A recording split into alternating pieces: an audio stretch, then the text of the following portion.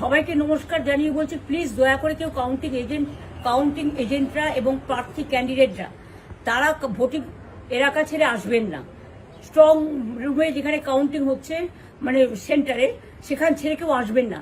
এটা বিজেপির প্ল্যান। প্রথম 2-3 রাউন্ডে আমি কালকে থেকেই বলছি যে ওদেরগুলো আগে দেখাবে, আমাদেরগুলো পরে দেখাবে। এবং অনেক জায়গায় 2-3 রাউন্ড কাউন্টিং করার পরে প্রায় 100টা জায়গায় কাউন্টিং বন্ধ করে রেখে দিয়েছে। এবং কল্যাণীতে ধরা পড়েছে 7টা মেশিন, যেখানে কোনো মিল নেই। এটা টোটাল ফোর্সফুলি সেন্ট্রাল ফোর্সকে দিয়ে চারিদিকে তৃণমূল কংগ্রেসের উপর অত্যাচার করছে, অফিস ভাঙছে, জোর করে দখল করছে। এসআইআর নামে আপনারা দেখেছেন ভোট লুট করেছে যাতে যে সিটগুলো জিততে পারে। কিন্তু এখনো এমন 70টা সিট আছে, 100টা সিট আছে যেগুলো আমরা এগিয়ে আছি, সেগুলো বলছে না। টোটালটাই মিথ্যে নিউজ খাওয়াচ্ছে। আগে ডিআইসিও এই খবরগুলো দিত, কিন্তু তাকে কালকে চেঞ্জ করে দেওয়া হয়েছে। টোটালটাই ইলেকশন কমিশন নিজের ইচ্ছে মতো খেলছে, এবং সাথে কেন্দ্রীয় বাহিনীকে নিয়ে। এবং আমাদের পুলিশরা টোটাল মাথা নত করে কেন্দ্রীয় বাহিনীর আন্ডারে কাজ করছে।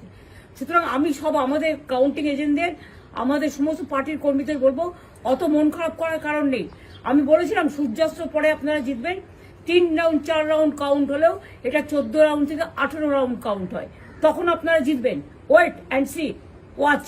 আমরা সবাই আপনাদের সাথে আছি, আপনারা কেউ ভয় পাবেন না, নিশ্চিন্তে থাকুন। আমরা বাঘের বাচ্চার মতো লড়াই করে যাবো।